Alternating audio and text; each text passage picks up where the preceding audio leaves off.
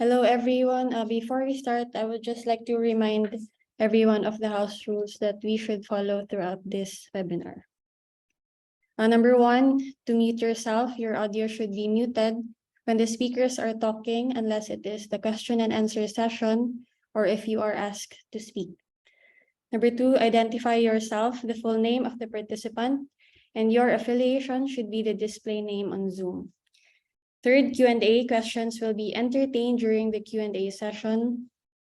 Please submit your questions via direct message to the hosts. And lastly, an evaluation form will be sent toward the end of the online event. This will serve as attendance and basis for the certificate requests.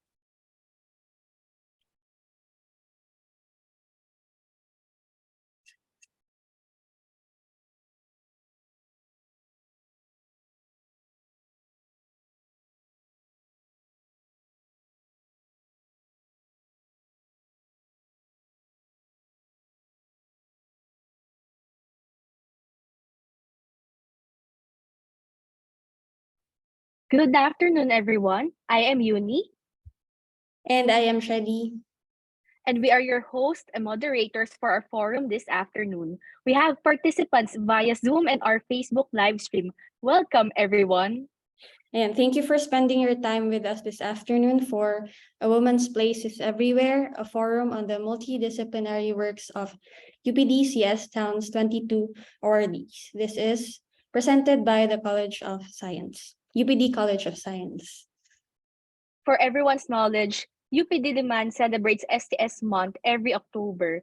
And to join the celebration, the UPD College of Science organized this public forum featuring two of our scientists who have dedicated their research towards the good of society. These two women scientists have been recently given the Outstanding Women in the Nation's Service 22 Award by the Towns Foundation.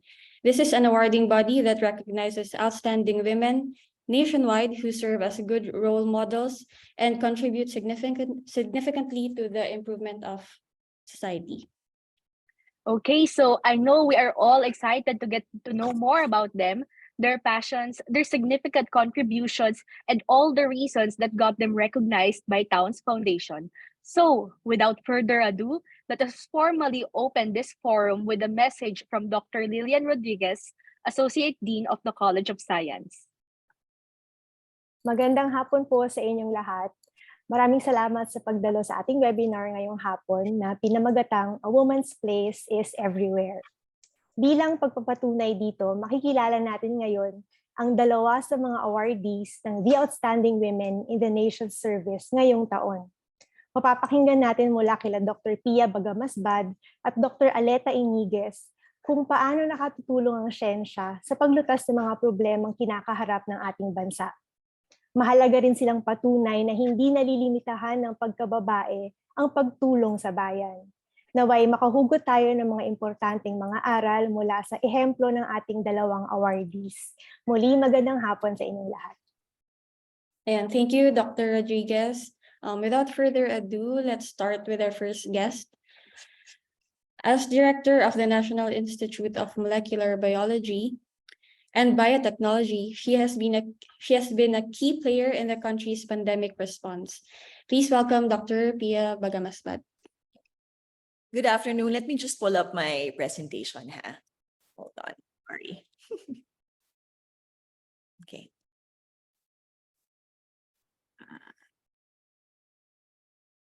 Okay.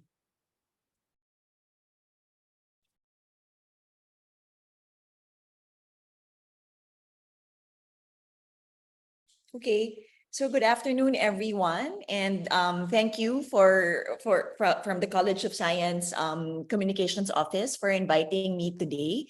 And what I'd like to talk about today is the work that our institute, the National Institute of Molecular Biology and Biotechnology, did during the pandemic. And I think this is the reason why I was recognized by the Towns Foundation. So here's an image. So this is the top view of our building here at the College of Science. I was also a product of the institute. I graduated from NIMBB, or I finished my BS MBB degree in a long time ago in 2001. And then after which I stayed on working as a research assistant for a year. And then I left for the US to work there as a research technician and eventually pursued my PhD at the University of Michigan in Ann Arbor. And I did that for 7 years. Took me 7 years to finish my PhD. Stayed on for 2 years more to do my postdoc. And then I returned here in 2014 and joined the Institute. Okay, so the National Institute of Molecular Biology and Biotechnology, okay, is a world-class higher education institute that fosters the next generation of thinkers and creators and pushes the boundaries of our understanding of the life sciences and provides the expertise for extension services in molecular biology and biotechnology for the benefit of the country and the world. And the way that we realize this vision is multi-pronged. No? So first, we have to mentor and produce graduates in MBB who meet international standards of excellence. And by this, we mean that by the time that our students finish the BS MBB degree, no, they are able to get admitted or get acceptance into graduate programs all over the world, no, in US, in Japan, in Europe, and also here in our institute and other institutes here in UP. Okay? We want to generate the critical mass of competent and dedicated scientists in academe, industry, and policy-making bodies. And more importantly, we develop and implement research programs that expand our understanding of the life sciences and importantly, can be applied towards improving the life of Filipinos and contribute to national development. Lastly, we also engage in extension programs similar to what we did during the COVID pandemic response to promote public awareness on the application of the scientific method, thought process, and the benefits and potentials of MBB. So when the pandemic hit us in early, when was that? In 2020, I still remember that March 14, we were told, or March 17, we were told that that was the last day of our of work here in UP. And what we thought initially would be just a 2-week break or to let the wave of infections pass turned out to be like a 2-year or almost a 3-year lockdown, no, in our country. So at that time, when we were at home, and then there weren't a lot of cases pa nga at that time, but the testing capacity of the country was very weak. At that time, there were only 4 testing labs in the entire Philippines, and one was RITM, San Lazaro, and there was UP NIH and UP Manila, and I forgot the 4th one. I think maybe there were only 3, no, that were certified to do the RT-PCR test. Now, as molecular biologists, no, we use the RT-PCR machine for our experiments, and I'll explain that later on. Okay. So initially, first, what we did was we had to raise funds because the Philippine Genome Center at that time, they were preparing to set up their lab to be a COVID-19 testing lab, but they had to retrofit the facility. And as you know, with government procurement, if they were to purchase equipment and supplies to retrofit their testing lab, they had to go through, bidding and all that, which would take a long time, and it will not be, it's not enough kasi masyadong matagal. Tapos kailangan na natin i-increase yung number ng testing labs. So what we did was as a secretary of the foundation, we actually raised funds, no, to help the several government testing labs to purchase testing kits. So what's shown here on the bottom is an RNA extraction kit, okay, that's used to extract the genetic material of the virus.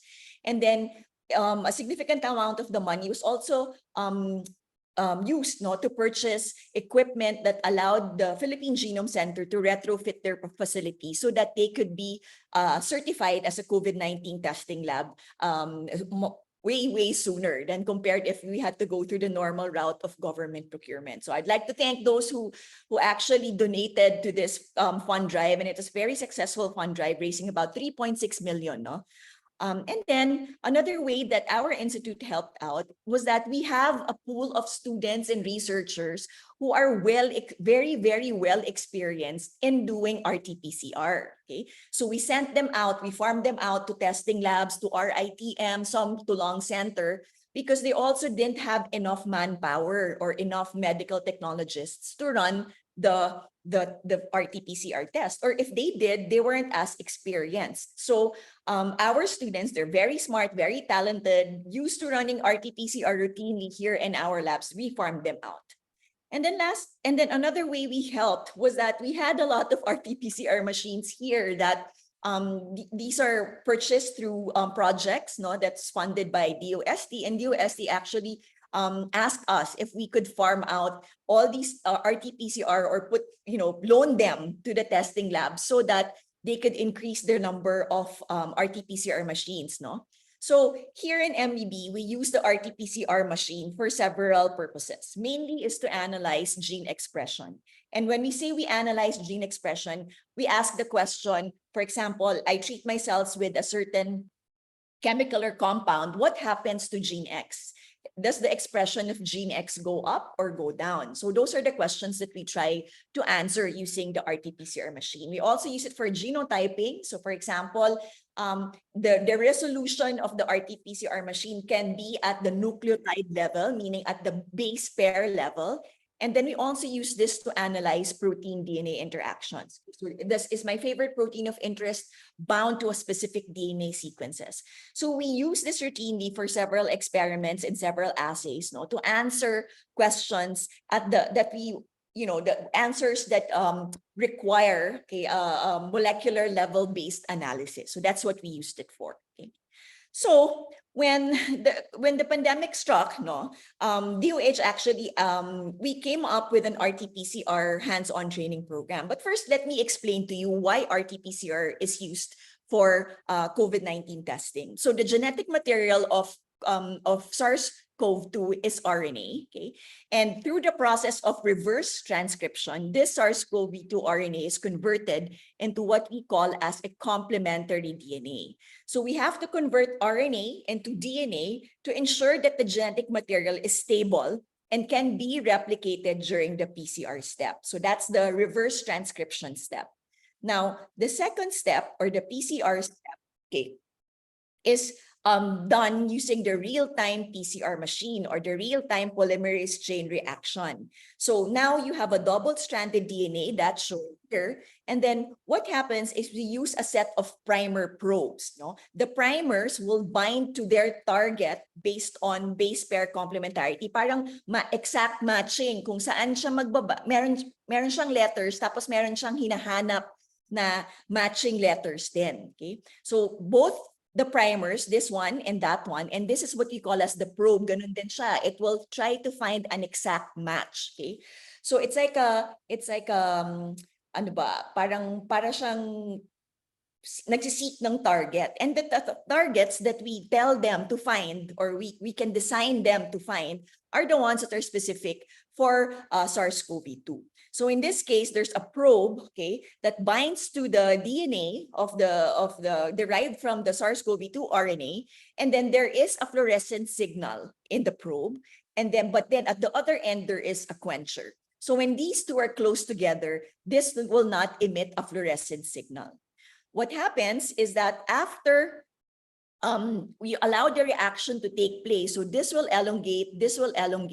What happens is that the probe gets kicked out. No? So the probe, this fluorophore gets kicked out, and it's no longer close to the quencher. So then it will emit a fluorescent signal that is detected by the PCR machine. So every time there is a fluorescent signal that's detected, it means that the SARS-CoV-2 RNA is present in the sample. So that's just how the RT-PCR machine works. So what they found, so as you allow that reaction to go on for maybe 30 to 40 times, and after each cycle, the fluorescent intensity increases, and this is the signal that can be detected or monitored by the real-time PCR machine. So that's basically the concept behind RT-PCR testing.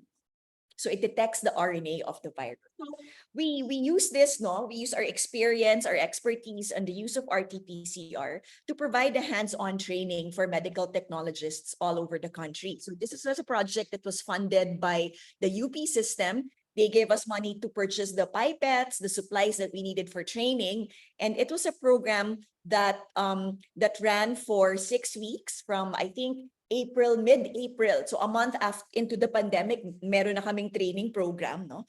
So it was a 2-day hands-on training workshop that was held here in NIMBB for 6 weeks. And we were able to train about 113 medical technologists from 28 testing labs in Luzon and Visayas. So of course, most of the medtechs came from Luzon as far as, I think, Ilocos Sur or Ilocos Norte, and from Visayas from Tacloban, because I remember because it was Congressman Romualdez, he flew in his medical technologist using his private plane, o diba? So essentially, what we trained them was, how the RT-PCR, the workflow for the RT-PCR testing, which is shown here. Now, so this is just an image of, what happened during the time that we were doing the hands-on training. These were the RAs and the students, the research assistants and the students who participated in that hands-on training workshop. And you can see na very, very strict pa dyan sa PPE because there were a lot of uncertainty during that time. On baka mahawa kami, we couldn't even ask the participants to get tested prior to coming to the lab because there was hardly any testing lab, no? Yun nga yung gusto namin gawin is damihan yung testing lab. Kaya yung mga pumupunta, hindi namin mapatest kasi kulang na kulang pa yung existing testing capacity of the country at that time. So this is a time when we were exhibiting very, very risky behavior, having a photo taken without our masks, but we were sort of in a bubble before we started the training program. So again, this is an image of one of the labs here, but I think this is my lab pa nga in NIMBB, and this is one of, si Sam is one of my graduate student, and he says that it makes me happy when I see the list of COVID-19 testing centers updated with new entries made up of people we've previously trained. With the right support structure, a lot of Filipino medical professionals and scientists are capable of helping out with mass testing. So they were advocates of mass testing. And this is Kevin, and he is a former his undergrad degree is a licensed medical technologist who did his completed his master's degree in MBB in my lab. And I'm honored to have the opportunity to share my knowledge to my fellow medtechs. It fills my heart knowing that we help to increase testing capacity by making molecular diagnostic training accessible. So because we thought that, after that period, nababalik na kami sa school kasi magsa-start na ulit kami mag-class, not knowing what was about to happen, that was going to be extended for years. So we stopped the hands-on training program, and DOH then asked us to transition to an online course offering of this program. So this is called the UP Trains program. It's the UP Training Assistance Program on RT-PCR testing. It's a collaboration among 3 institutes, namely the National Institute of Health from UP Manila. So they designed this Beat COVID, which is an online biosafety education and awareness training program. So this program ran until, actually, it's still ongoing up to this point, but we're now on the 3rd offering of this training course. So up until the end of the 2nd offering, they were able to train 4,617 laboratorians. While kami naman here at UPMBB, we designed the UP COVID Online Learning Lab.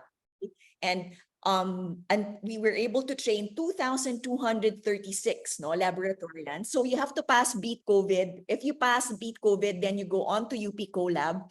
If you pass UP CoLab, then you go on to hands-on molecular training.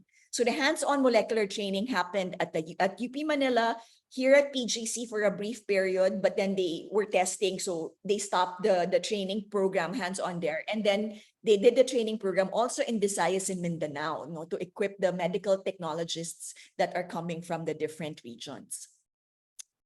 So this is just a sample of, the module. So it's a recorded video that you watch on Canvas. Then we offer also assessment, and then based on that, yung assessment namin, essay, kami yung nag-check. Tapos kung pumasa, then mag-move on ka na doon sa hands-on training.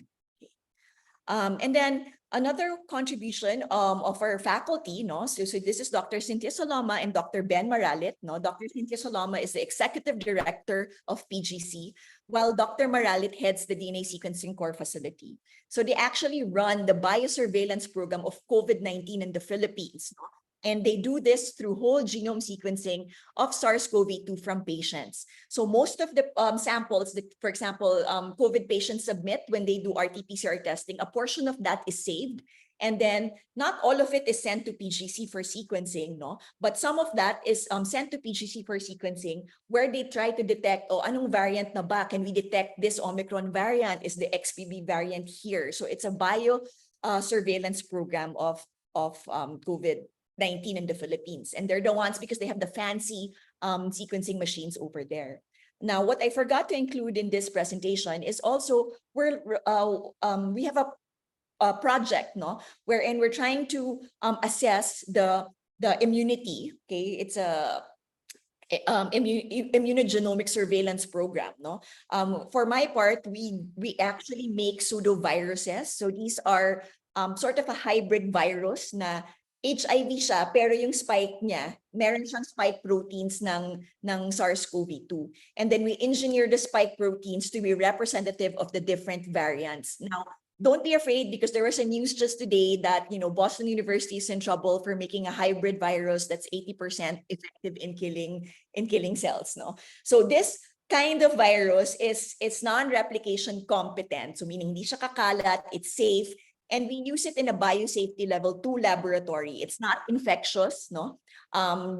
It's not infectious, so it's just used as a representative, as a pseudovirus, as to represent the coronavirus and the different variants of COVID-19. So, and then we ask the question, if you're infected with, for example, the Omicron variant, will you have immunity against, you know, the newer variants or the previous Delta variant? So kunyari, na-infecta ng Delta, meron ka bang immunity doon sa, for example, sa Omicron? Or if you received the vaccine, for example, I received the Sinovac vaccine and with the booster of, for example, an mRNA, is that a better combination than having, you know, all Sinovac or all mRNA? So those are the types of questions that we answer here in MBB.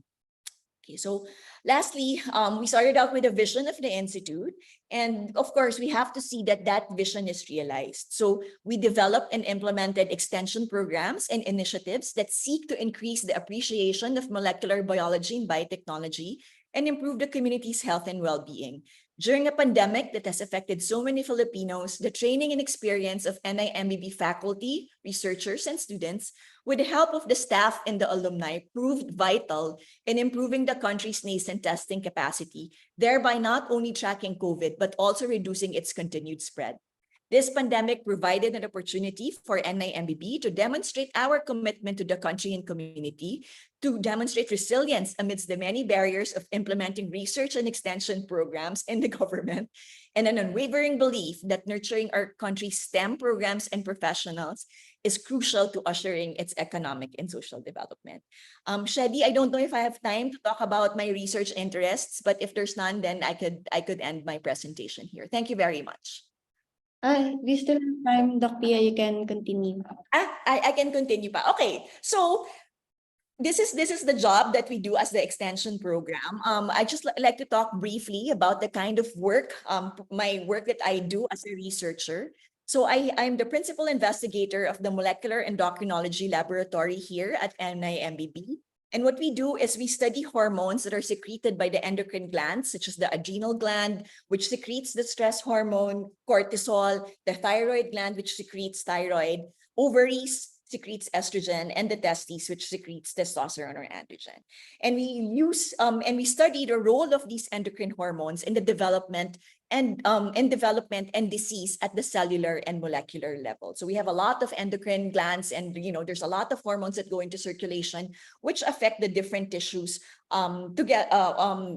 differently. And then when there's a certain disease, when there's certain abnormal signaling or abnormality in the hormone levels or in the receptors that sense the levels of these hormones, then that can be a risk factor for several diseases. Now, one of my interests is actually breast cancer. So if you know, breast cancer can be driven by an overproduction of estrogen or an overactivity of the receptor that senses estrogen. So we study the molecular basis for the glucocorticoid therapy in breast cancer. So if glucocorticoid is actually given to breast cancer patients because that's used to alleviate the side effects of chemotherapy. But what we found was that glucocorticoids can actually be beneficial or disadvantageous to breast cancer depending on the molecular subtype.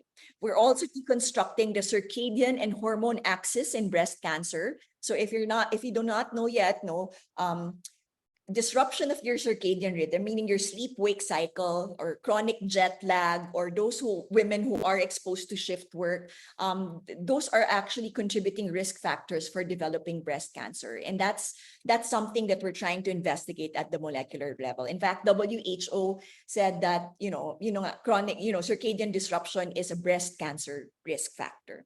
We're also looking into the epigenetic effects of endocrine disrupting chemicals and how it affects breast cancer behavior, and the role of neuropeptides in breast cancer progression and development. Okay. Another aspect of the work that I do is how do hormones affect the brain? Okay, so we look at how thyroid hormone, which is critical for brain development, we try to explain how it's very important for neuronal development at the molecular level. So if you're not yet, in case you don't know yet, before, for example, if a mother is pregnant and the mother has thyroid hormone deficiency, what happens is that the baby in gestation will not develop normally. So they're called cretins, they're short, they're stunted, and they have abnormal brain development. Okay, so there's mental retardation as a consequence of thyroid hormone during a critical window of development. Kaya dati sinasabi na problema sa Philippines yan, na-resolve na kasi may sufficient iodine na yung mga pregnant moms that you can get from iodized salt. So actually the iodized salt that you take in, the iodine that comes there, that's there, actually goes into making your thyroid hormone. Okay. We also investigate the effect of the stress hormone on this gene called TAF1, which is mutated. There is a mutation in this TAF1 gene in the X-linked dystonia Parkinsonism. So this is the Lubag disease that's endemic in Panay. It started in Panay. Anyone who has this disease has roots in Panay Island, in the Visayas. So dito yata nanggaling yung urban legend o yung myth ng mga aswang kasi parang nagtatransform sila. They exhibit Parkinson's symptoms. Okay, and then we want to explain the transcriptional basis of the differential effects of acute versus chronic stress in the hippocampus. So the hippocampus is your brain region for learning and memory. Acute stress, such as when your house is burning, enhances memory formation and recall, reconsolidation, and it's good for your neurons. But when you're stressed chronically, meaning your stress hormones are high over long periods of time, then that's also bad for your brains. It leads to the death of your neurons, so your brain will not function as well, or you're not able to recall as well if you're subjected to chronic stress. And we want to understand, why such different outcomes when it's acute versus chronic. And lastly, we also want to study the role of neuropeptides, in how our hippocampal neurons, the neurons that are our brain cells that is responsible for learning and memory, and how they work and how they function. And then last na to, so another interest is in prostate cancer. So if you know, prostate cancer is actually driven by androgens or testosterone. So we're trying to identify drugs, using a cell-based screen to identify potential drugs that can be used for prostate cancer therapy. And lastly, we want to elucidate or figure out the role of neuropeptides on the in neuroendocrine prostate cancer development. So the neuroendocrine prostate cancer is the most aggressive form of cancer. It's the hardest to treat. It has the highest mortality rate. It's no longer dependent on androgens. So we want to understand what actually sustains the development or the progression of this type of cancer. So that's it. And thank you very much for taking the time to listen. Thank you. Thank you so much, Dr. Pia. And if you have questions for Dr. Pia, kindly drop them through our comment section here in Zoom and also in our Facebook live stream. We will collect them and they will be entertained later during our open forum session. Now let's proceed to our other speaker. She has continually been helping to improve the lives of fisher folk and uplift the country's fisheries sector through her work in marine ecology. Let's all welcome Dr. Aletta Yñiguez from the Marine Science Institute. Hi, good afternoon, everyone. Thanks for joining this forum. So I'll share my slides here. I think, can you see the presentation format? Is it good? Okay, so I'll be talking about essentially some of the work that my lab has been doing, and a lot of collaborators really have been doing to develop some of the understanding and tools really in support for healthier oceans here in the Philippines. And first, I guess, hopefully all or most of you know that the Philippines is an archipelagic country, and we really have our lifestyle and our culture, though we might not be familiar with it as much, is really shaped by how we're surrounded by waters. And something that Filipinos should really be proud of is the fact that our country is considered to be the center of marine biodiversity. We have around 25,000 square kilometers of coral reefs, which is a third in the world and occupies 9% of the global reef area. And then we have around 978 square kilometers of seagrass, not to mention other shallow water habitats distributed around our 32,809 kilometer coastline. So these coastal habitats are the most diverse in the world and provide for at least 25% of our fisheries production, including our favorite, kung nakakain na kayo ng danggit, lapu-lapu, those are products from our oceans. And then these coastal habitats, of course, provide us with free protection from the elements like hazards, strong waves, storm surges. They're our living seawalls, which we don't have to build them or pay them to continually protect us, right? Also, the Philippines, it's really a fun place to study marine science. In terms of oceanography, we have big global oceanic currents that are right next door, and they're meeting here right by our side on the Pacific. And then we have very interesting flows going on all around us in the south, the north, and on our eastern side, or the western side, we have the West Philippine Sea and the larger South China Sea side. So these are important in terms of climate and various atmospheric phenomena such as the El Nino. And so there's still a lot to really understand about how those flows are affecting us and affecting the world in general. So, but ultimately, we have a lot of resources. We Filipinos have a lot of resources. We're blessed with so many interesting marine habitats, productive habitats, but unfortunately, they're also very threatened in terms of coastal development, upland activities, even that go all the way down to the oceans, and overexploitation. And of course, we have the global challenge of climate change that's affecting us as well. So if we want to continue harnessing these resources in the long term, then we have to ensure that our oceans are healthy and can continue to support the resources and the production in terms of the resources, including our fisheries.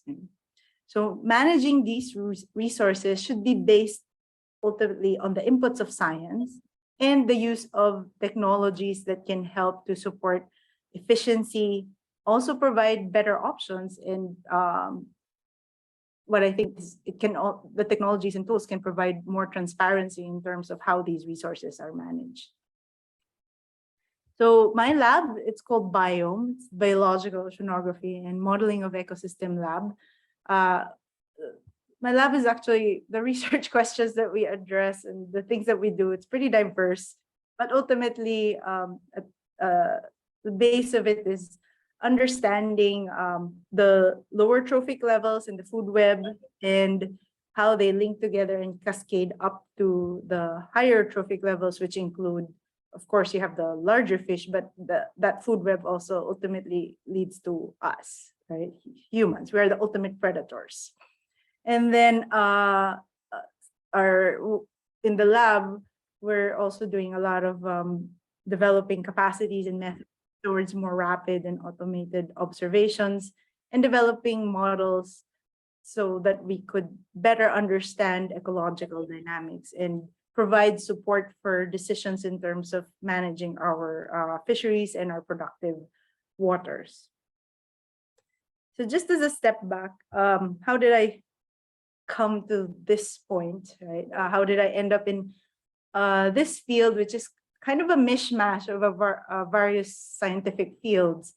I graduated BS in biology from UP Los Baños a long time ago, and I'm not going to say my student number, but before I entered the program, I was actually considering computer science. So I was interested in computer science and biology. Biology won out because it was, I don't know, I guess I was more interested in environmental science in general at that point, and I was also, it was at the back of my mind if I was going to pursue medicine, which of course I didn't, obviously.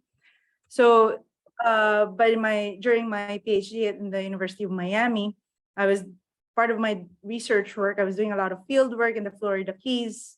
So I went out the field, I did surveys, I was also doing experiments in the lab. But the interesting thing was at that point, I got to integrate my interest in computer sciences with the biology. So I was, my advisor was, I think it was kind of in the, he was really, I think, at the forefront of the field, but quite underappreciated. Anyhow, so he inspired me to put together the computer modeling work with the field work and the lab work that I was doing. And it was at this point that I think it really dawned on me how powerful these computer models could be to help us understand what's going on, because they're like virtual labs where you can change things, you can build whatever you want and replicate things in the world that you wouldn't be able to do otherwise. And then you can see how things play out. And that includes, for example, playing with scenarios on if you had a management option and if you did this in your model, what would come out or what would happen, right? And if you were doing, for example, in the ocean, you would do a protection for a large area. This won't happen necessarily in the real world, but you can try that in the virtual world and see, will this actually make an impact or a good impact and how much and so on. So I thought this was really interesting, very powerful tool. So I continued in essence that kind of thinking going back here in the Philippines.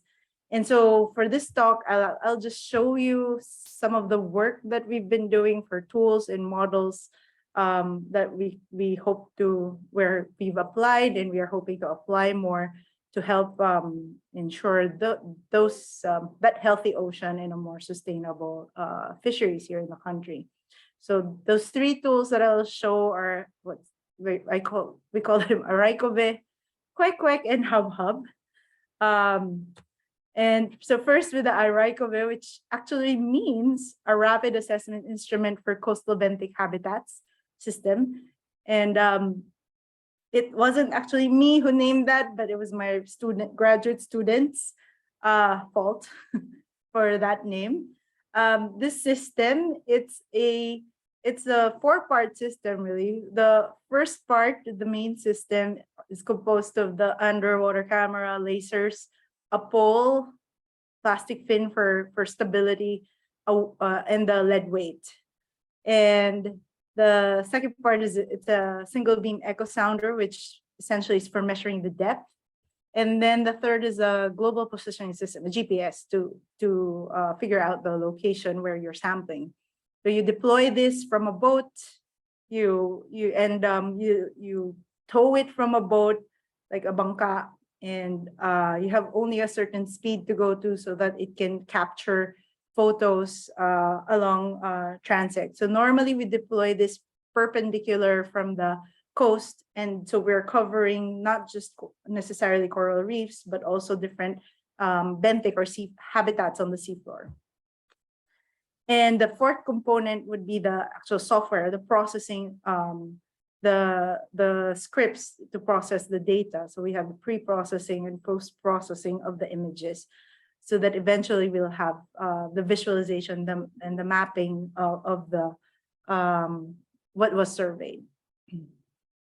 So application-wise, Arrigo is pretty good because it provides a low-cost mode to sample and monitor these coastal ecosystems.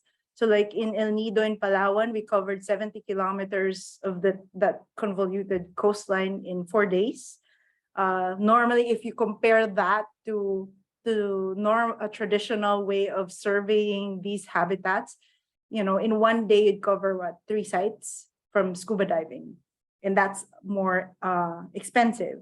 So this is low cost, it's rapid, covers a larger area in a faster time period. It can go through a range of depths in one sampling. Of course, you avoid diving related incidents. And since we've compared this to the data in the other sampling methods, in the traditional sampling methods, the data that we get is comparable in terms of the types and amounts of the organisms that we're monitoring. So this can be easily used relatively by other people, and we can also create the system relatively easily. So another interesting thing, and part of the reason why we were really interested in this Arrigo system was because we could use this higher resolution data and combine it with satellite data or other types of data and run machine learning algorithms on it. And you could get actually even essentially have a grid of the benthic or the coastal habitat information all along the coastline. And what that would be useful for is for the models that we're developing. So one example where we could use such really high resolution coastal data would be the connectivity model we developed, which is called QuEC, or quantify ecological connections for quick evaluation of coral reefs. So with this model, what we're trying to figure out is how are coral reefs connected to each other? So in the different parts of the Philippines, how are they connected? And are there dependencies between them, so that you have to take into account those dependencies when you want to set up marine protected areas, right? The model itself, it's based on biological data of organisms like coral, sea urchins, and fish like your grouper lapu-lapu. And then we put that into spatial data. And also water circulation data, and see how these organisms are transported across the different reefs all around the country. So that gives us, for example, information on clusters of reefs all around the country that are more connected to each other. And so if you want to make large-scale marine protected areas, then these would be potential the groupings of the coral reefs that we have. And lastly, for the hub, so first I'll just, maybe you're familiar already with harmful algal blooms, but more commonly, people call it as red tide. But red tide is really a misnomer. Not all HABs have red discoloration.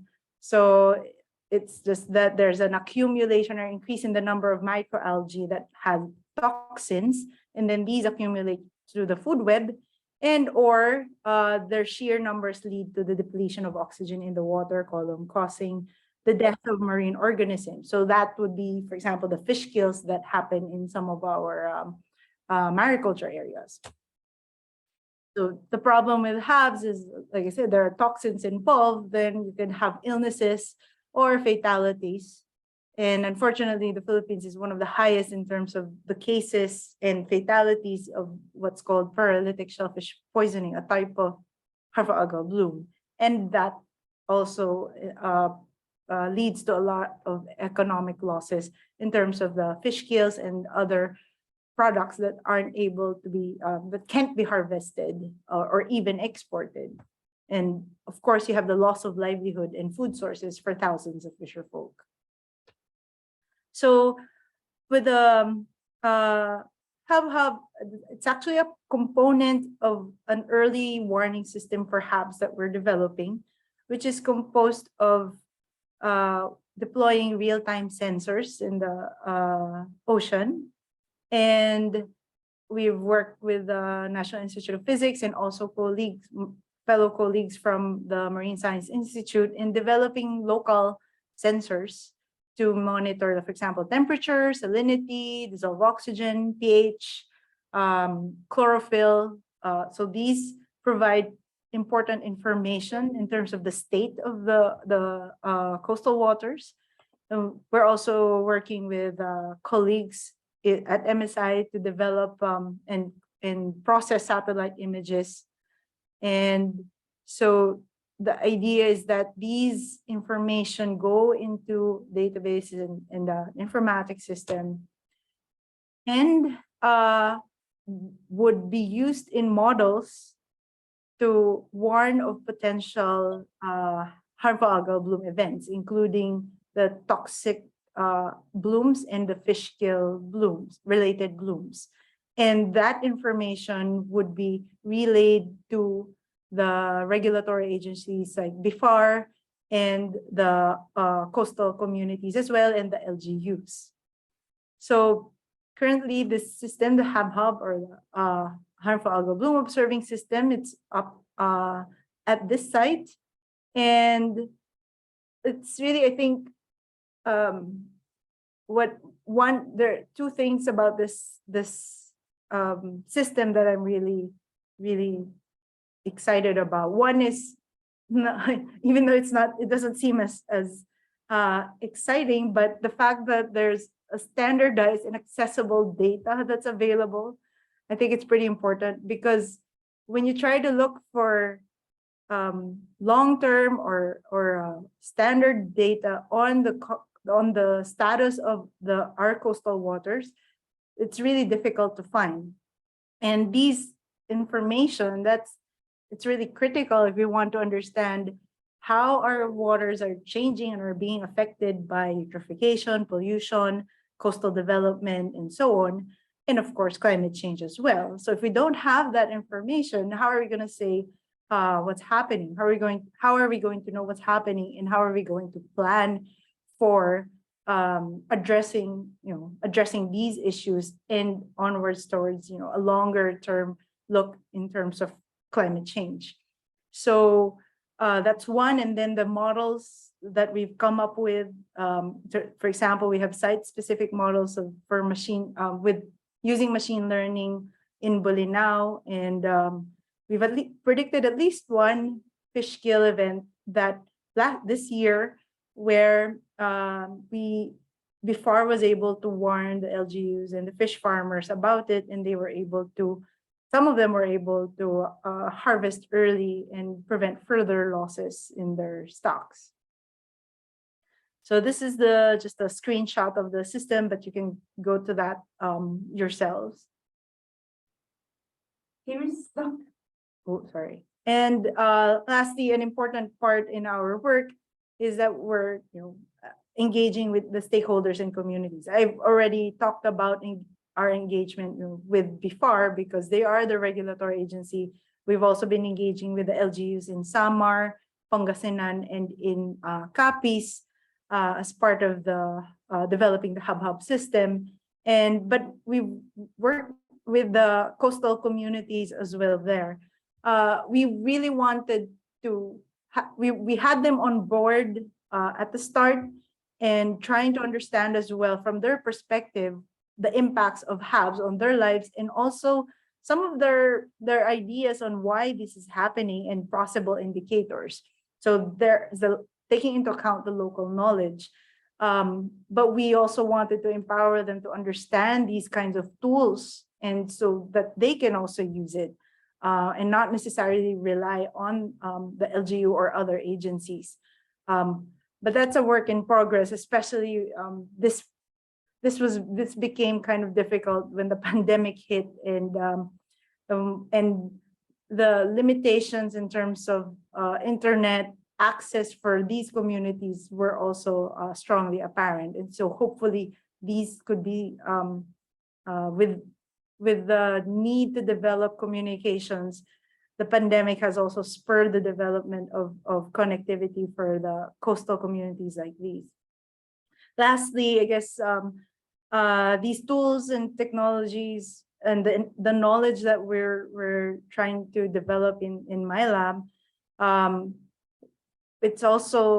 these are also something that I'd like to be able to use directly in class, not just in UP or in college level, but also in the high school level, because I also do summer camps, marine science summer camps or climate science camps, so that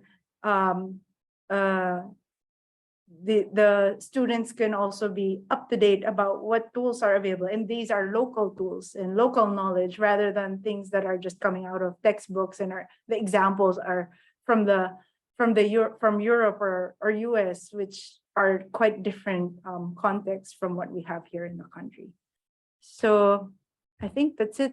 So I just want to thank you to you all for listening your time, and also just to note that these tools and these research works have been developed with many different people, with Araycobe students and colleagues in MSI and funded by DNR, DOST and UP, also Kwek with other students, and the HAB program who I have many collaborators with. So thank you. And sorry. Thank you, Dr. Aletta, for that very interesting sharing. And thank you as well to Dr. Pia for your discussion earlier. They were both very informative and very inspiring. We gained lots of insights with the works that you do and how their impacts to society. So before we move on, let's have a quick photo op. So if you want to join, please turn on your cameras right now. And it's okay if you don't want to join. And please turn on your cameras.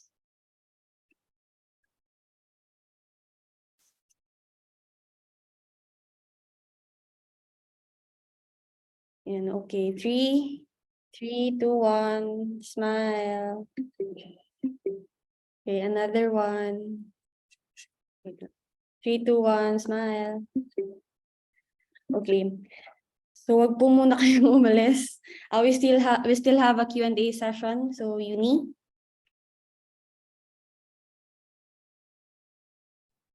Thank you so much po ulit to Dr. Alet and Dr. Pia. And we hope you guys are still alive and kicking, because now is the time for our question and answer session. We will have around an hour for our Q&A. So if you have questions for Dr. Pia and Dr. Alet about their earlier discussions, please send your questions in the chat box or via direct message to me or to Shedi.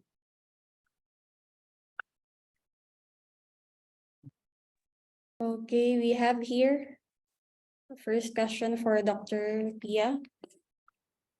What made you decide to pursue scientific research instead of your original plans to have a career in medicine? So I figured that out when I was doing my undergrad thesis here in NIMBB.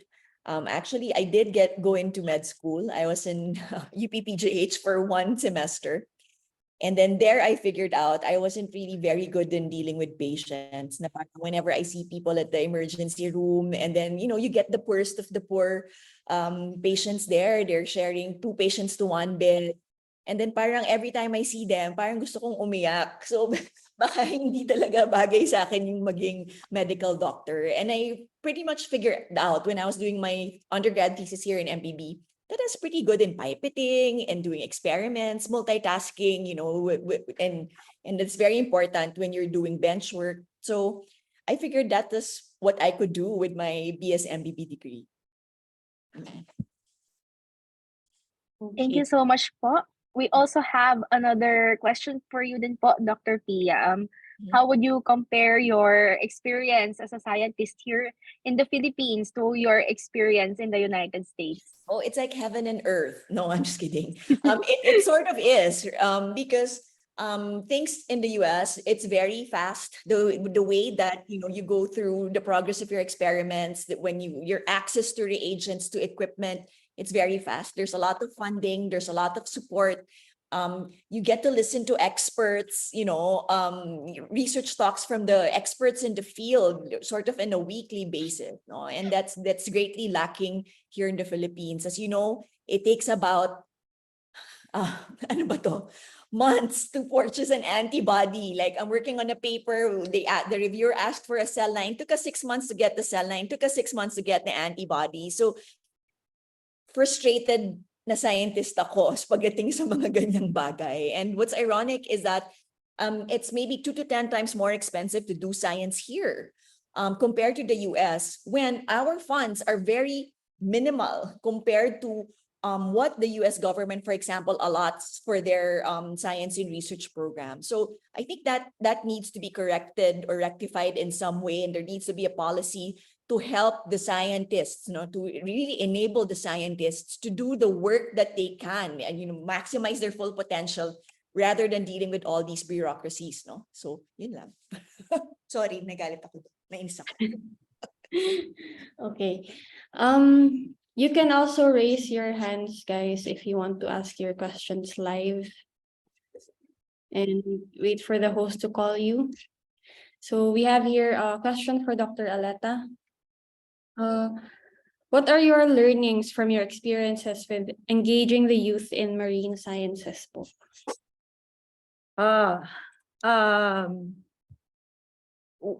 One big learning is that we really need to expose the Filipino youth to our oceans.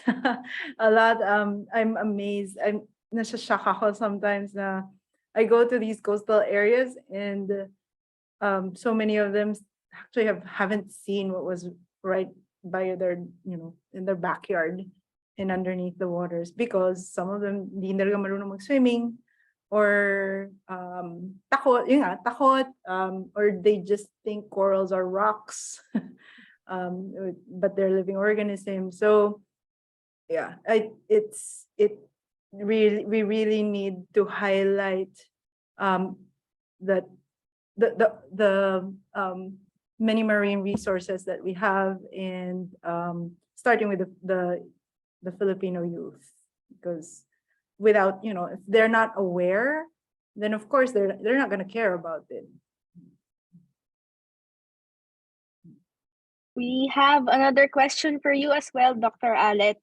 This is from Miss Phoebe Kaibigan.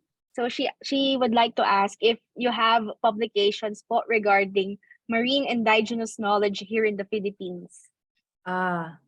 Unfortunately, me personally, no. I think there are several publications out about that, but although I can't say it from the top of my head, but for me personally, no. We've just recorded in terms of for example, sa harmful algal blooms, yung information or yung perception and knowledge of the communities we worked with, but we didn't publish that yet. Okay, question for both scientists. What are your future research plans po?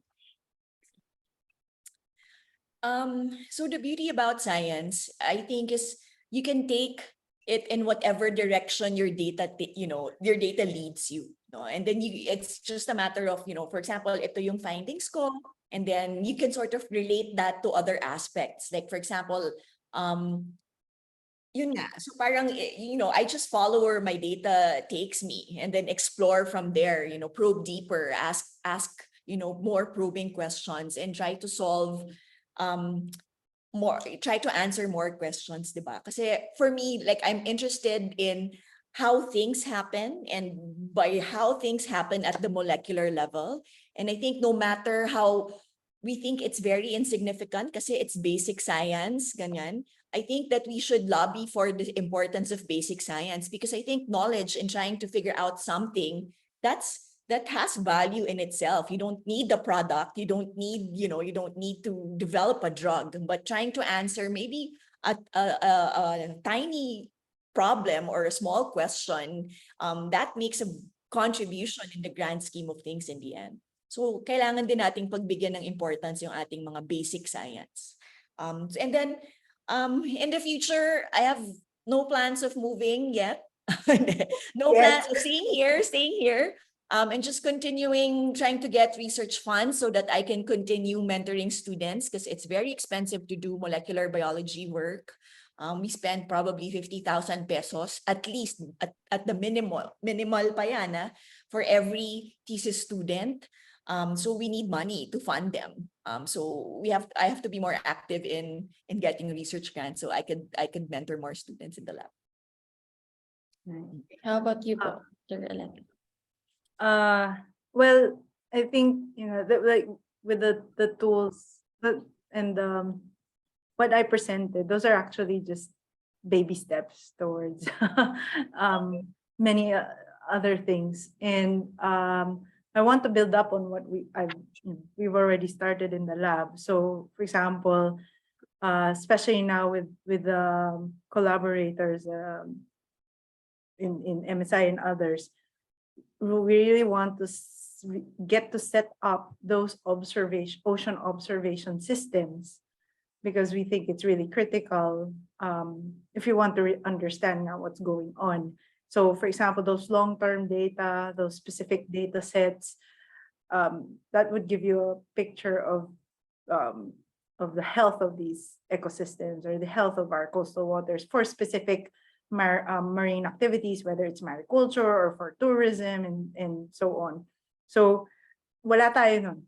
We really have, and yun yung kailangan ma-build up in not just one site, but all throughout the country.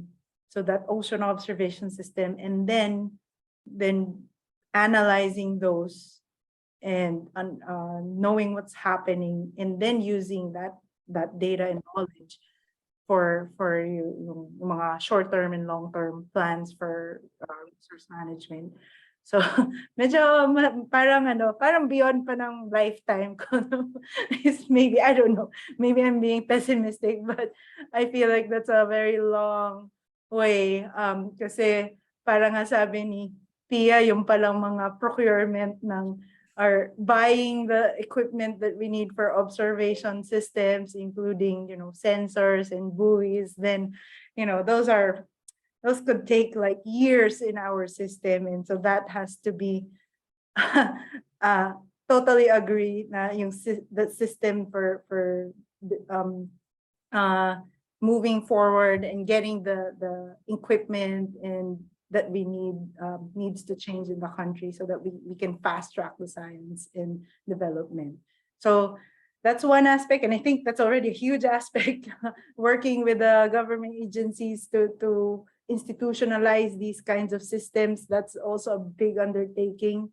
So marami ang kailangan pang gawin. And there's another question po from Miss Dane Demata. So for both of you, what made you come back to the Philippines after your PhD studies abroad? Sige, Aletta, ikaw muna. Ako naman una. What Oo. made me come back? I actually that wasn't even a question at that point for me. I was very was no, hindi na no, hindi na present tense. Very idealistic.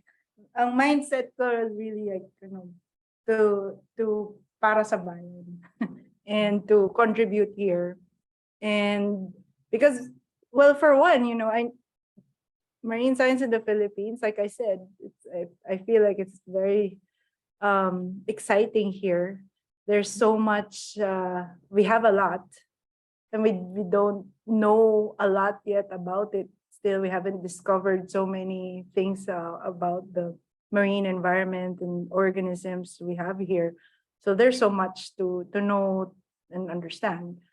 So yun. So hindi siya naging question of babalik ba talaga ako or not. It was always for me, I was on a scholarship, I was really going back.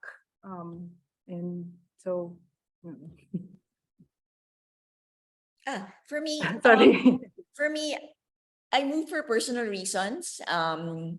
My family's here. My partner, who's now my husband, is here at that time. So I wanted to be with family. Also, it got very lonely in the US. Like most of my cohort, my batchmates from grad school, they eventually got married, had kids, and then it was harder to get together.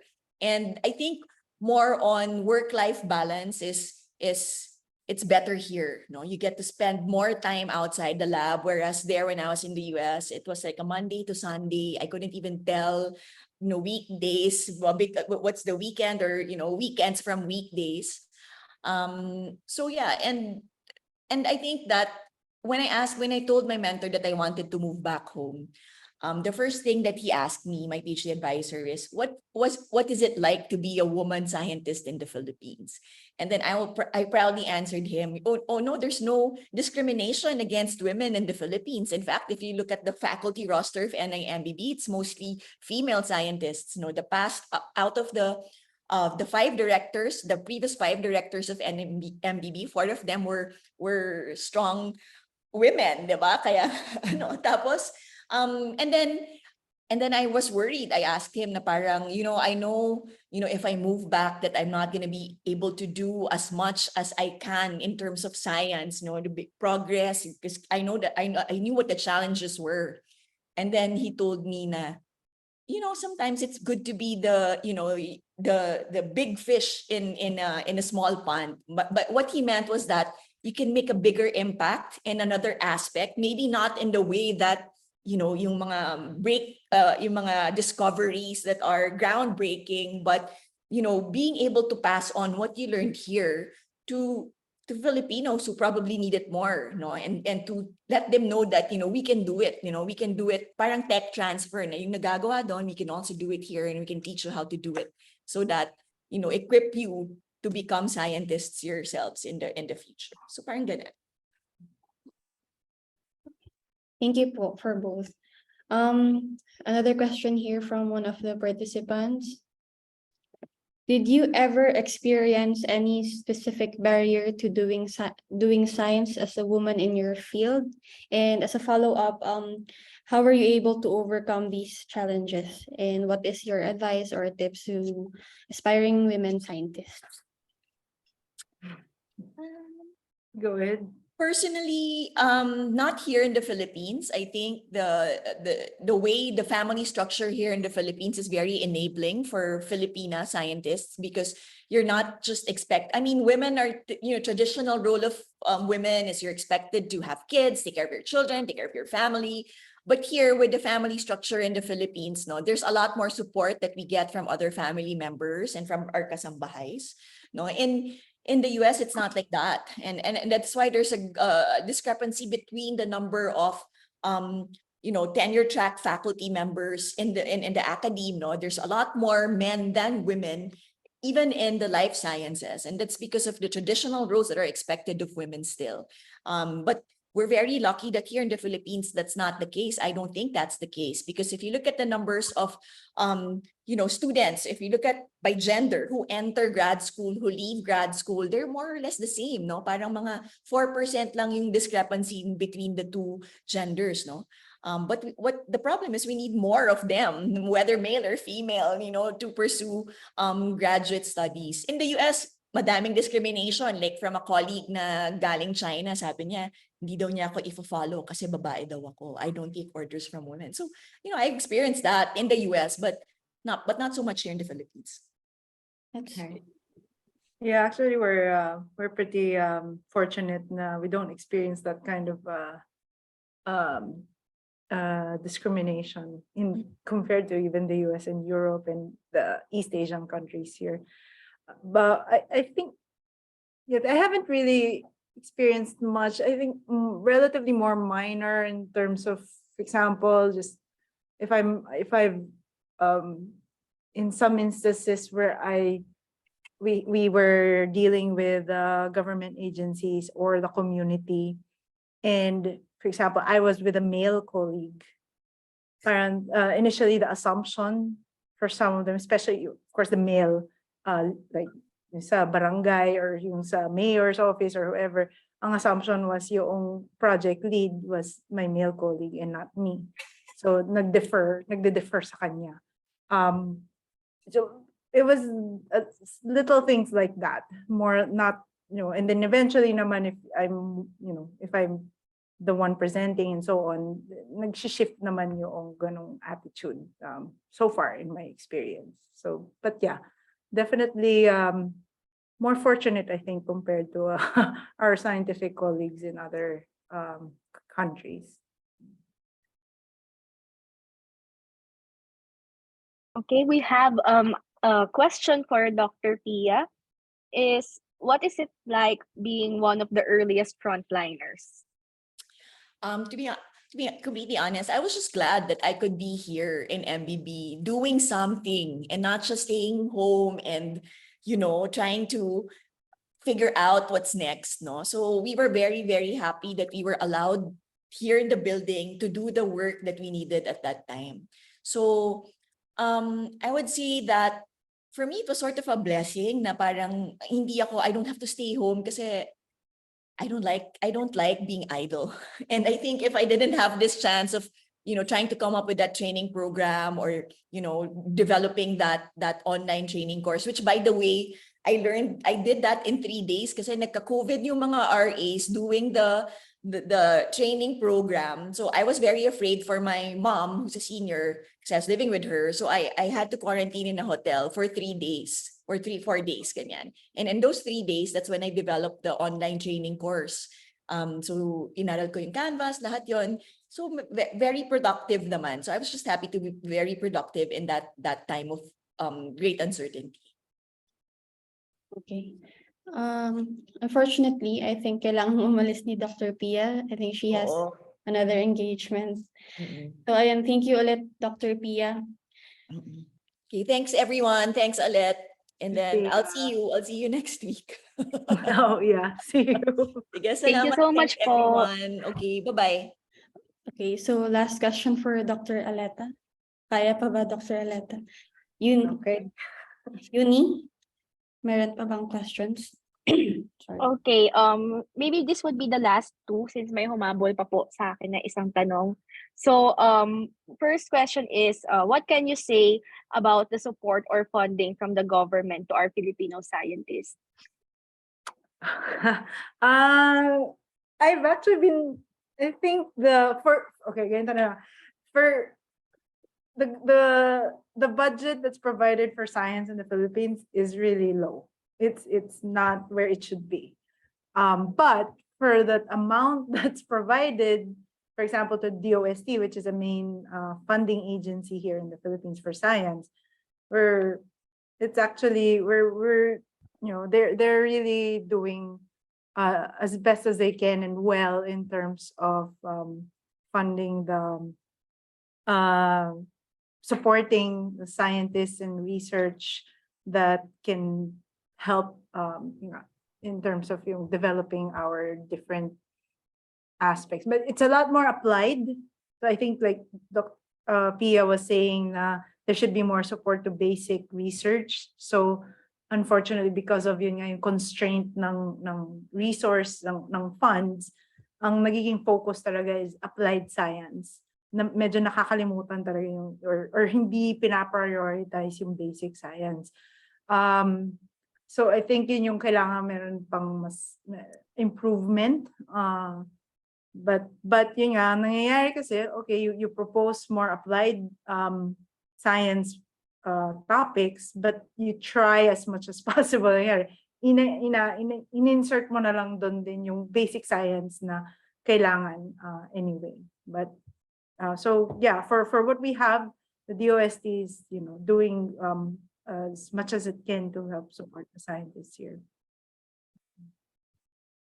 Thank you so much po. And for our last question, would you please share some tips with the participants here who wants to become successful researchers and scientists?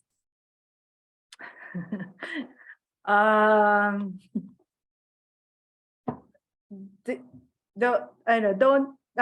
persevere. Hard work and perseverance, as cliched as that sounds, it's not, being a scientist, or sometimes lalo na pag marine science, sinasabi na, cool, diba? Mga dolphins, dive ka lang dyan, ganyan. But really, you work with us in the real everyday stuff, it's tedious, it's a lot of work, it's a lot of, you go out in the field, parang, uy, exciting, nasa ship ka, yes, it's fun, but you can do like 24 hours without sleeping or more, just because you're sampling or your conditions are bad. So you want to just be sick, but you can't because you're sampling. And then you spend hours after that in the lab doing the work that needs to be done so you can get your data. So I think it's exciting. So if you want to really become a scientist or researcher, you have to find that you should be interested. You have to be curious about what's going on and curious about knowing and understanding things. And then from there, draw on your work hat, be willing to put in the hours and persevere. Especially if you're going to grad school and so on, because that's not easy either. But ultimately, if you have that curiosity and you have that interest in it, I think it will pay off in the end. Okay, thank you po, Dr. Aletta.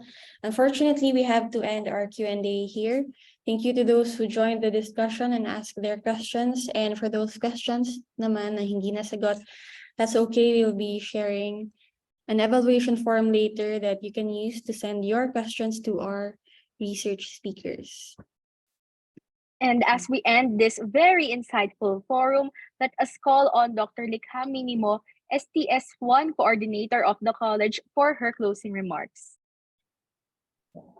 So like our two speakers, after my PhD in New Zealand, people often ask me, why did you come back? Should you not look for opportunities where you can apply your knowledge in geology, your expertise on disasters? So I always answered, well, yes, I could. But my thesis actually showed me some of the barriers to the science that we do. No matter how cutting edge the work we do as scientista ng bayan, this will just remain as a thesis, a journal article, or a book if the government and the people could not use it nor build on it. So similar to the experience of Dr. Pia and Dr. Aletta, the recommendations I had then for my thesis pointed towards science education, science communication, and science-based decision-making. Studying and teaching STS seems like an answer to the question that we have. Same sa mga na-mention nila, ma'am. And where else can we push the barrier? Where can we influence non-scientists but future leaders of our country? Where else can I, a young woman scientist, take up space and make a difference? So seeing our speakers now is both an honor and an encouragement. So Director Pia trained others and helped save lives by responding to needs in our health system. Dr. Yñiguez was actually my professor in MS 101. So I have not forgotten how jolly she is when she delivers the lectures in the sleepiest of afternoons sa MSI.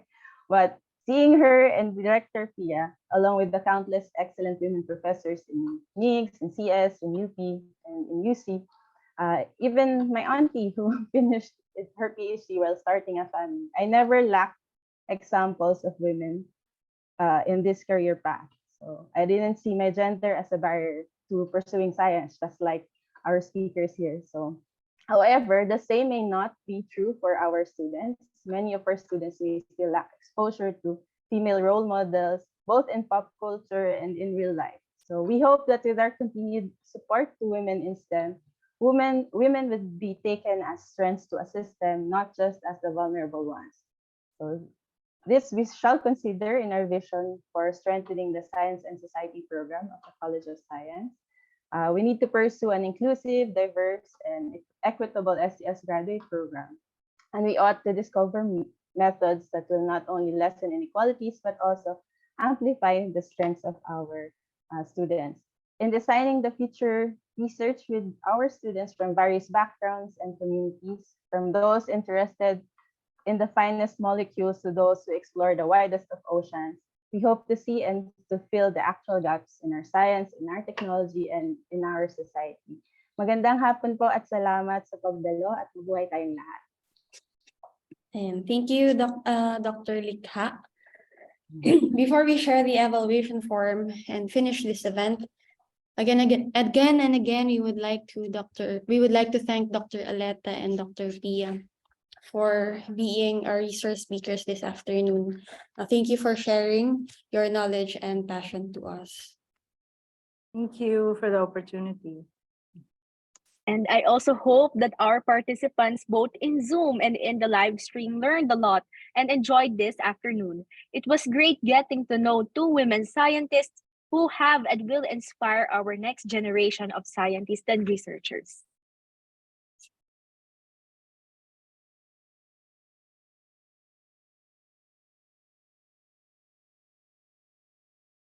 And we have now sent the evaluation form in our comment section. Please, this will serve as your attendance, which you can use to request a certificate of participation. And thank you and good afternoon again. Thank you. Thank you po. We hope to see you at our future events. Bye. Thank you. Enjoy the rest of the day.